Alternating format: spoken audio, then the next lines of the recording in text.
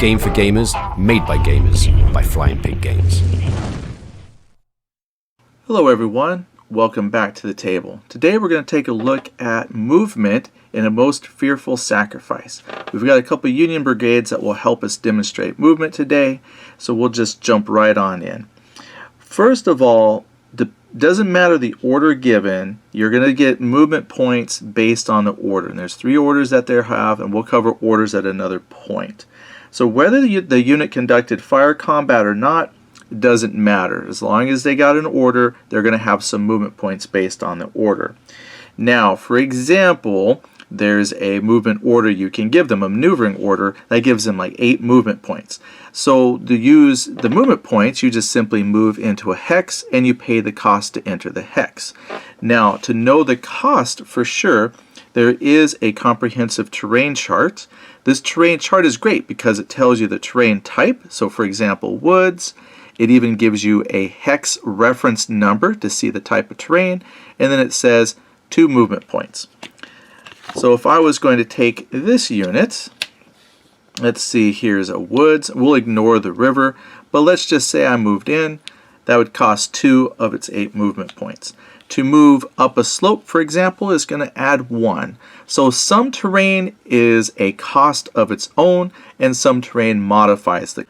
Alright, let's take a moment just to talk about slopes. There's 3 types of slopes that we can worry about. And the first slope is here where you have just the black contour line. That means there is no movement cost modifier to go up the hill. So it's a very gentle slope, if you will. So you just move up, no additional cost. Now, where you have to start paying a cost is you have to look at the hash lines here, the little scratches there. If it's brown, like we have right here, then you have to add 1 to the movement cost to move up into the terrain type. So we've got woods. Woods cost 2 movement points to move into, but since they're moving uphill, add 1, it now costs 3. The other type of slope you have is a steep slope. Steep slopes are indicated by the black hashes there. That means you add +2. So for example, if I'm right here and I want to move up, then that's going to cost 4 movement points because there's the black, you can even see there's like 2 contour lines right on top of each other, or 3 almost. So the black hashes mean it's a steep, so you add 2, it now costs 4 to move into that woods. If you're moving down, then it doesn't cost anything additional. So if you don't see the hash marks, then there's no additional cost. If they are the brown hash marks, you add 1 to the movement, and if you see the black covering multiple contour lines, then that's a steep slope, and you got to pay 2 to get up it. There's also some rules for roads. Roads will negate the cost of the terrain. So for example, if our little stream here was a road instead of paying 2 movement points, I'd pay 1 to go in there. There's also rules for these major roads. I can use like half movement as I go along. So as long as I'm moving from major road to major road. However, there are some restrictions. For example, in the town of Gettysburg, there are no benefits for using the major roads because the streets are congested.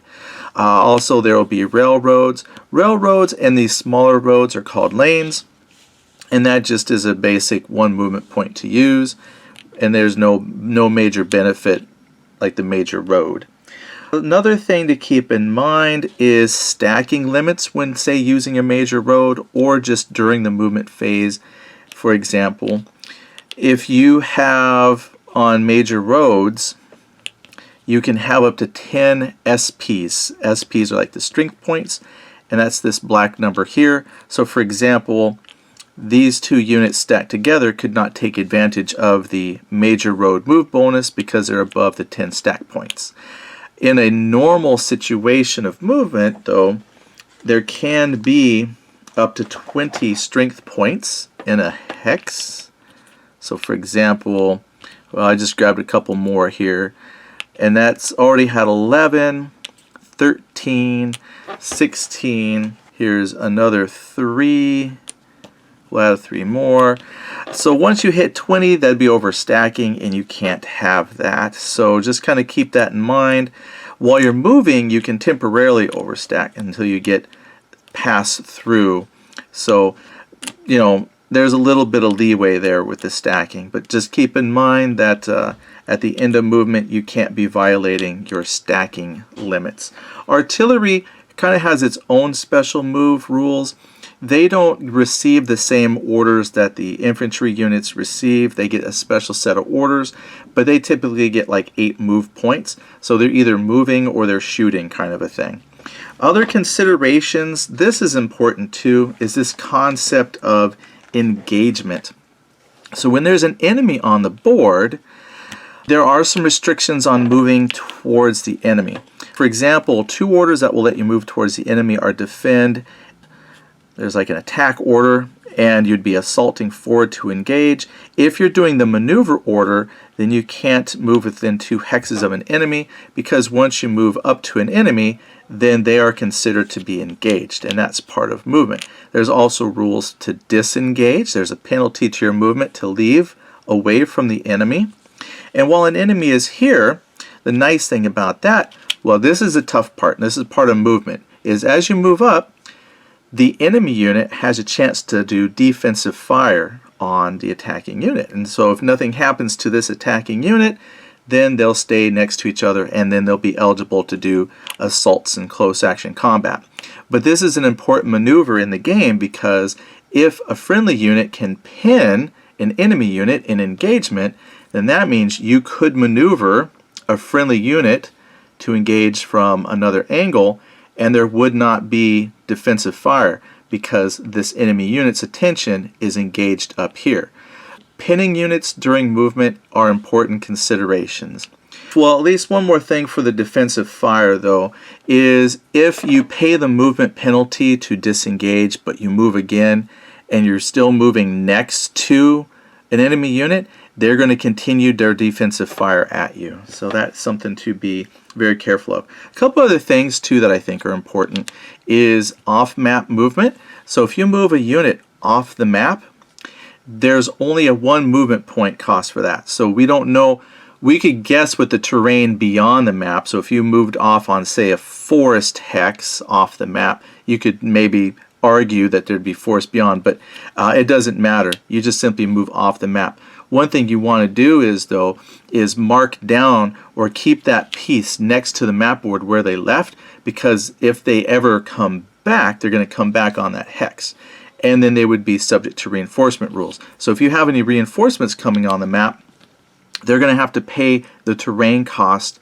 of the hex they're moving onto. One thing, though, is if an enemy is in the hex that they're going to return to the board on, that actually delays them 1 turn, and on the next turn they would be able to come in on an adjacent hex, avoiding that enemy. So I guess something an enemy could do is just really stack up entry points to try and keep, block somebody. So movement is very important. Cavalry units, they have their own rules. They have rules for when they're mounted or dismounted, and that is the basics of movement. In the rules, you'll find that there's some more specific examples, restrictions to movement, but the basics of movement are very simple, and you'll be moving your troops around in no time. All right, thanks for watching, and we'll talk to you later.